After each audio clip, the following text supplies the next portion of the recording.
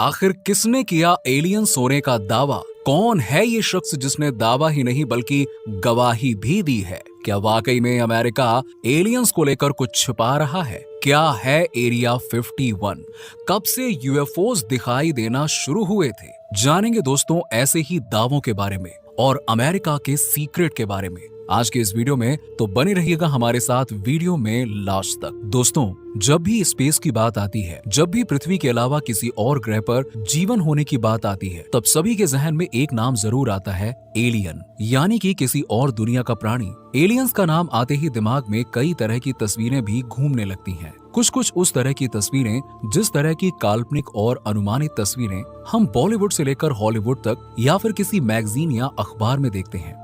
अब क्योंकि स्पेस की खबरों में ही लोगों को काफी दिलचस्पी होती है, तो जाहिर सी बात है अगर स्पेस के किसी प्राणी की बात हो तो दिलचस्पी तो और ज्यादा बढ़ जाए। अब क्योंकि स्पेस की खबरों में ही लोगों को काफी ज्यादा दिलचस्पी होती है, तो ये तो जाहिर सी बात है कि अगर स्पेस के किसी प्राणी की बात हो जाएगी तो दिलचस्पी तो और ज्यादा होगी ही होगी। और यही वजह है कि जब पृथ्वी जैसे किसी और ग्रह की खोज में इंसान की दिलचस्पी जागी थी, तभी से एलियंस का वजूद भी लोगों के लिए काफी इंटरेस्टिंग टॉपिक रहा है। इसी वजह से शुरुआती वक्त से ही एलियंस को लेकर अफवाहों और दावों का सिलसिला लगातार चलता आ रहा है। हम सिर्फ अफवाहों और दावों का सिलसिला ही इसलिए कह रहे हैं क्योंकि कभी भी एलियंस को लेकर ना किसी भी तरह का कोई ठोस सबूत सामने नहीं आया है। कभी धुंधली तस्वीरें सामने आई हैं, तो कभी कोई वीडियो सामने आया है जिसमें कुछ साफ साफ दिखाई नहीं देता। कई बार किसी अजीब चीज के मिलने पर एलियंस होने का अंदाजा लगाया गया, तो कभी किसी चीज को एलियंस के साथ में जोड़ दिया गया। लेकिन दोस्तों, एलियंस और उनके वजूद को लेकर आज तक के इतिहास में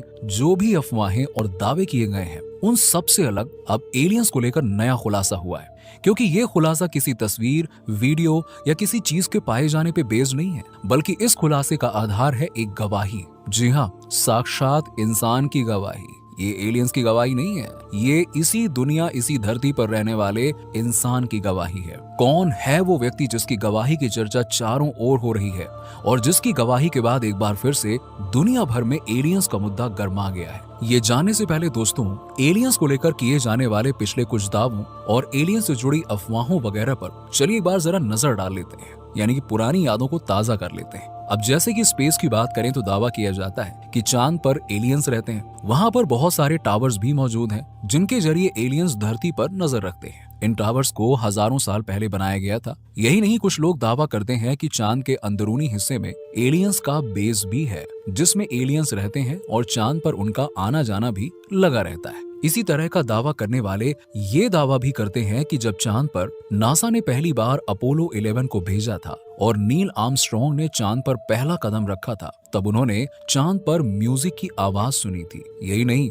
एक इंटरव्यू में आर्मस्ट्रॉन्ग ने किसी चीज द्वारा उनके एयरक्राफ्ट का पीछा करने को लेकर जब शक जाहिर किया, तो इस बात को भी एलियंस के साथ में कनेक्ट किया गया और कहा गया कि वो चीज जरूर एलियंस का एयरक्राफ्ट रही होगी। हालांकि नील आर्मस्ट्रॉन्ग इस बारे में खुद श्योर नहीं थे कि उनके एयरक्राफ्ट का पीछा किसी एलियन एयरक्राफ्ट ने ही किया था या फिर वो महज एक शक था। इसी तरह दोस्तों, एलियंस एयरक्राफ्ट को लेकर भी हमेशा से दावे किए जाते रहे हैं। इन दावों या अफवाहों की शुरुआत के बारे में ठीक तो कुछ भी कहा नहीं जा सकता, लेकिन दुनिया भर में यूएफओस की चर्चा की शुरुआत तब से मानी जाती है जब एक प्राइवेट पायलट केनेथ अर्नोल्ड ने उड़ान के दौरान यूएफओस को देखने का दावा किया। इसके बाद तो दोस्तों पूरे अमेरिका में कई लोगों के द्वारा यूएफओस देखने के दावे किए जाने लगे। यही नहीं, इस मामले ने उस दौर में इतना तूल पकड़ा कि मीडिया में भी यूएफओस को लेकर खबरें धड़ाधड़ छपने लगी। उसके कुछ समय के बाद में यूएफओस और एलियंस को लेकर जो चर्चाएं चल रही थी वो जरा थम गई। लेकिन 1970 में एक बार फिर से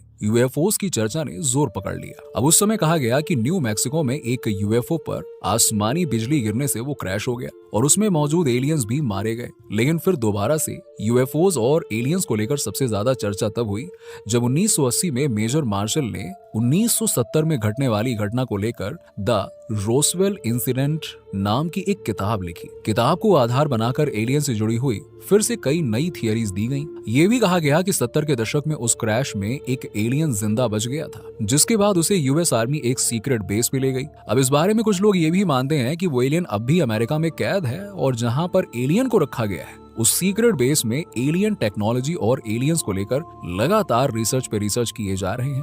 और दोस्तों, कहा तो ये भी जाता है कि इसी सीक्रेट को कहा जाता है एरिया 51, जिसे छुपा कर रखा गया है। अब एरिया 51 की वास्तविकता के बारे में बात करें तो ये एक आर्मी एरिया है, इसीलिए आम लोगों का वहां पे आना जाना मना है। इसके अलावा एरिया 51 के बारे में बता दें कि ये इलाका किसी भी शहरी क्षेत्र से तकरीबन 250 किलोमीटर दूर रेगिस्तान में है, जिसके बीच में सिर्फ एक हाईवे गुजरता है। इस एरिया के नजदीक अगर कुछ है तो सिर्फ एक रेचल नाम का गांव है, जिसमें ज्यादा नहीं 50 से 60 लोग ही रहते हैं। अब दोस्तों यहाँ पर सवाल ये उठता है कि जब किसी तरह का कोई सीक्रेट नहीं है तो फिर ये एरिया इतने वीरान इलाके में क्यों बनाया गया है? तो दोस्तों इसके दूर होने की असल वजह ये भी बताई जाती है कि ये यूएस आर्मी के अंडर में आने वाला सबसे बड़ा एरिया है, जिसे Nevada test and training range कहा जाता है। अब आपको बता दें कि ये एरिया 12,000 स्क्वायर किलोमीटर तक फैला हुआ है और यहीं पर एक दूसरा military restricted area Nevada test site भी है। यहीं पर दोस्तों अमेरिका ने 1950 से 1990 तक न्यूक्लियर वेपन्स की टेस्टिंग की थी। अब ऐसे में जरूरी हो जाता है कि ऐसे एरिया को रिस्ट्रिक्टेड रखा जाए।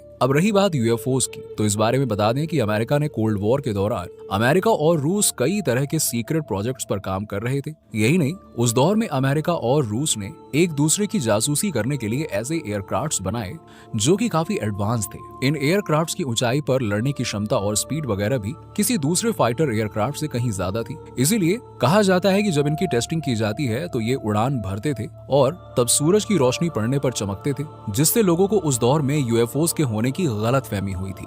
इसके अलावा कहा जाता है कि अमेरिकी गवर्नमेंट ने भी यूएफओस के होने की अफवाहों को इसीलिए फैलने दिया ताकि अफवाहों के बीच में वो अपने सीक्रेट प्रोग्राम्स को सीक्रेट रख सके। लेकिन दोस्तों बात की जाए एलियंस के वजूद की, तो एलियंस का वजूद हमेशा से चर्चाओं में इसलिए भी रहा क्योंकि एक तरफ वैज्ञानिकों द्वारा दूसरे ग्रह पर जीवन की संभावना को लेकर दावा किया जाता रहा, वहीं दूसरी ओर कुछ ऐसे लोगों के बयान भी सामने आते रहे हैं जो इस तरह के प्रोजेक्ट से जुड़े रहे हैं। हालांकि किसी ने भी कभी खुलकर कोई बात नहीं कही है। अब दोस्तों बात करें करंट टाइम की, तो एक बार फिर से एलियंस के मुद्दे ने जोर तो पकड़ लिया है और इस बार कोई दावा नहीं किया गया है। ना ना ना, इस बार तो एक व्यक्ति ने अपनी गवाही ही दे दी है। जी हाँ, ये व्यक्ति अमेरिका से हैं और ये कोई वहाँ पे आम व्यक्ति नहीं है, बल्कि एक फॉर्मर अमेरिकी एयरफोर्स ऑफिसर है। इस व्यक्ति का नाम डेविड ग्रश है और डेविड अमेरिकी एयरफोर्स के इंटेलिजेंस डिपार्टमेंट से जुड़े थे। अब आपको बता दें कि डेविड ने अमेरिकी कांग्रेस के सामने एलियंस को लेकर गवाही दे दी है। तो आखिर क्या था इस गवाही में, यानी कि क्या कहा डेविड ने, जिसके बाद एक बार फिर से अमेरिका पर एलियंस के अस्तित्व को छुपाने की बात कही जा रही है और एलियंस की चर्चाएं लगातार बढ़ती जा रही हैं। चलिए जरा ये भी जान लेते हैं। इस गवाही के दौरान दोस्तों डेविड से पूछा गया कि क्या उन्हें लगता है कि वाकई में एलियंस का एयरक्राफ्ट क्रैश हुआ था और वो हमारे पास है और हमारे पास एलियंस के शव भी हैं क्या। इसके जवाब में डेविड ने कहा कि इस बारे में पहले भी पब्लिकली कह चुका हूं कि कुछ बायोलॉजिक्स हासिल किए गए थे। इसके बाद उनसे पूछा गया कि वो जिन बायोलॉजिक्स की बात कर रहे हैं क्या वो मानवीय थे या फिर गैर मानवीय। इसके जवाब में डेविड ने कहा कि वो गैर मानवीय बायोलॉजिक्स थे। यहाँ पर दोस्तों आपको बता दें कि डेविड ने गैर मानवीय बायोलॉजिक्स की बात की थी। इसका मतलब ये हुआ कि डेविड एलियन के शव या अवशेष मिलने की बात कह रहे थे। तो दोस्तों ये थी एलियंस और अमेरिका के सीक्रेट को लेकर नया अपडेट, जिसके बारे में चारों तरफ चर्चाएं हो रही हैं। वैसे आपका डेविड की इस गवाही के बारे में क्या ख्याल है? क्या आपको भी लगता है कि अमेरिका कुछ न कुछ तो छुपा रहा है? जरा नीचे हमें कमेंट सेक्शन में कमेंट करके बताइए। वीडियो पसंद आई हो तो वीडियो को लाइक करके चैनल को सब्सक्राइब कर लीजिएगा। चलिए मिलते हैं आपसे अगले वीडियो में, तब तक के लिए टाटा बाय बाय, ध्यान रखिए अपना।